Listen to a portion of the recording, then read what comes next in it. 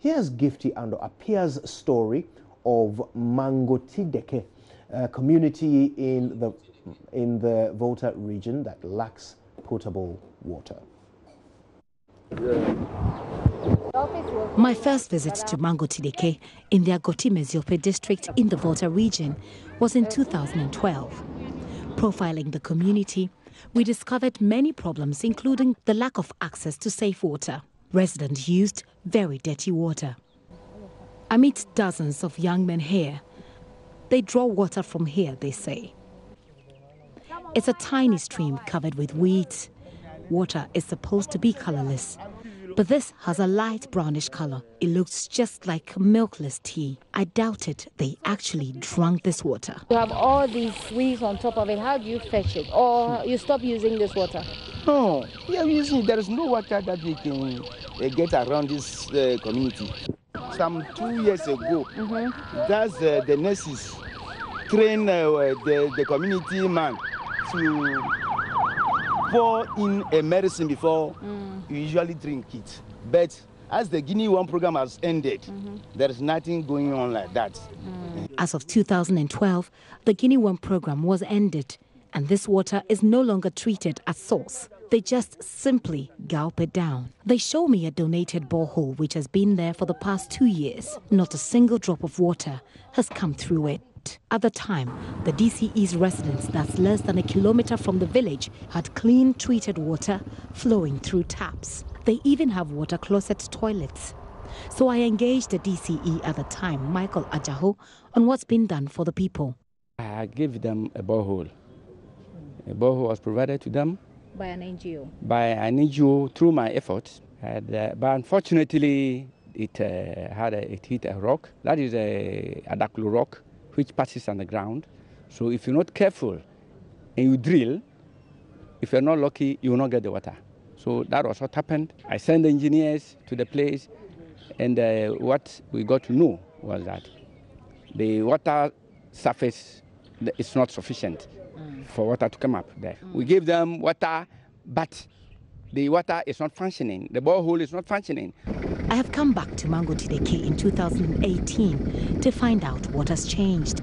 The stream from which they drew water has been made a mini dam by someone who bought the land looking to start a plantation. She has forbidden them from coming close to her dam. They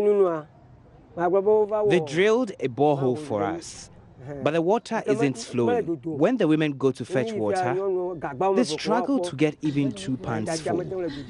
It's a worry to us. We travel long distances, and sometimes we don't even get water at all. But that's all we have. The new borehole he is referring to is close by, and I find a woman struggling to get water from it, with pans lined up in a queue. They tell me these big pans have been here for over a week. Their fruitless efforts have led them to another source of water in the bush. We drink and bathe with it. It is dirty, but our only option. The borehole doesn't flow. Sometimes we filter this water for use. When I see the DCE, I'll tell him to come and use this water. If it's not good for him, then he should drill another borehole for us. Maupamo is a mother of 4. She has come to fetch water from this irrigation dam. The water here is worse than what they drew from the previous stream they showed me in 2012. If that water looked like milkless tea, this water looks like a millet beverage. It is a brownish cocktail of soil, rotten wood and water. And I'm not quite sure how the people here treat it before they drink it. But whichever way you treat it, I'm not sure drinking this water is good. The last 5 years that I was here, the water they were drinking was better than this. For now, these people have had to make do with this water. Well, the DCE says the people of Mangotideke are in the District Assembly's budget for 2018. Hopefully, they'll have a proper borehole that flows with water. For this quality of water, Maupamo and her friends have walked about 2 kilometers to and fro. They do this more than twice every day. Back in the village, the water is being put to use. as women get busy in open kitchens, mostly preparing the local dish, akpele.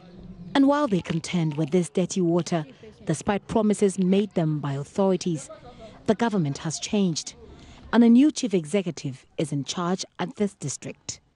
They came to me with their problems, numerous, water. They even want school for their upkeep. In the process of our budget, we captured those facilities, borehole, that we can spread to the villages around.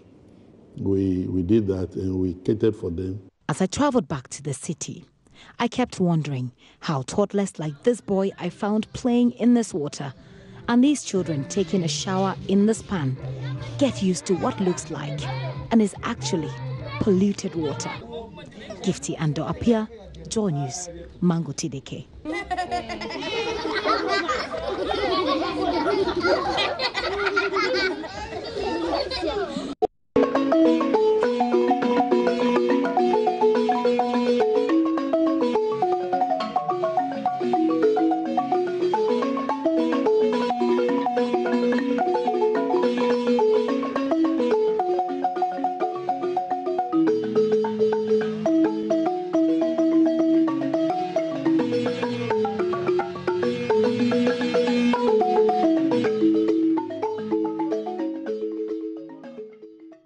And that's the project that we've started. It actually seeks to bring government's attention to communities drinking dirty water. Joining me now is our hotline editor, Fifi Kumsin, who usually is in the midst of all the stories we've had.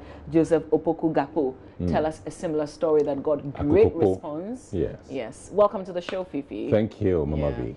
So this project, how far are we taking it? We are taking it to as far as we can.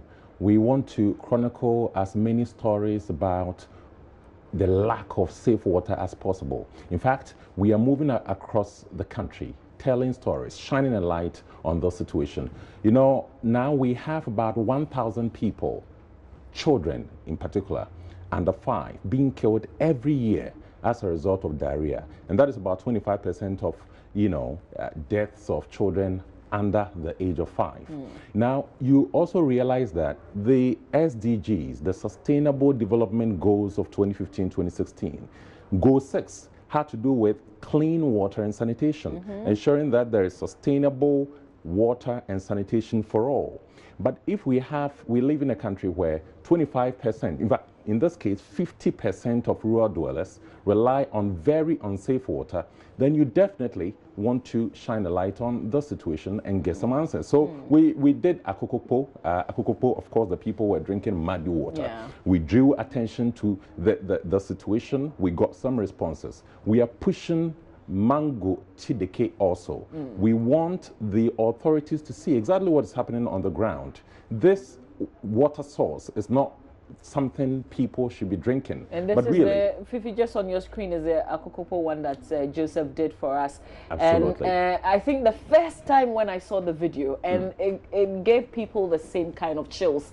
When you find the woman drinking it, you are like, hold on. Yes. You're not doing that, are you? It's amazing that in this day and age, people, Ghanaians, look at that, drinking very dirty water, turbidity around 200 NTUs. That should not be happening in this part of the world.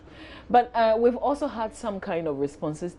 Tell us how people have reacted to the stories that we've shared already. In fact, after the story had aired, we got the DCE, we reached the DCE, he supplied the people with sachet water for some time, and in fact, currently, he is still supplying the people with sachet water because according to him, the road was not good.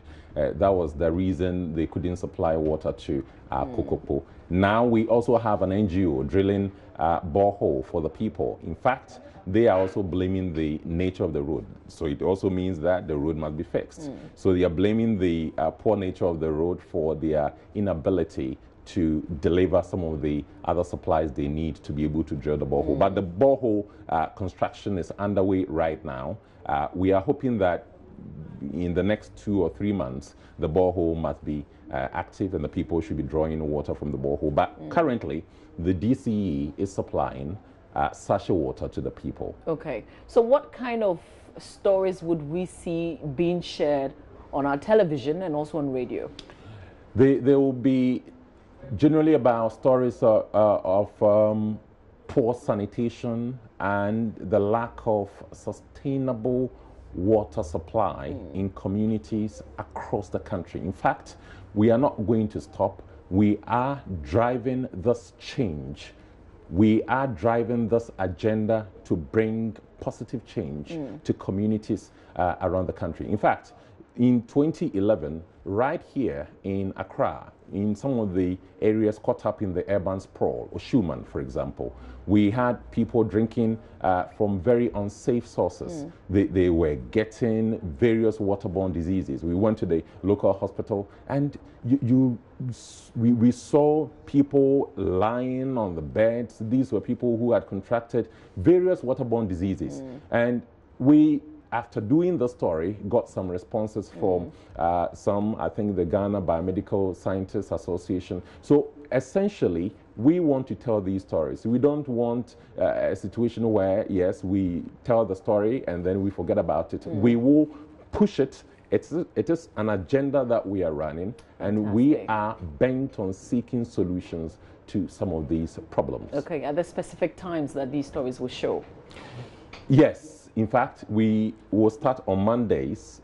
So as and when we find communities where there are some of these problems, we tell the stories, and the story from throughout the week, we will be doing it. And so wherever you live, if you know of a community that does not have access to safe water and sanitation, just tell us.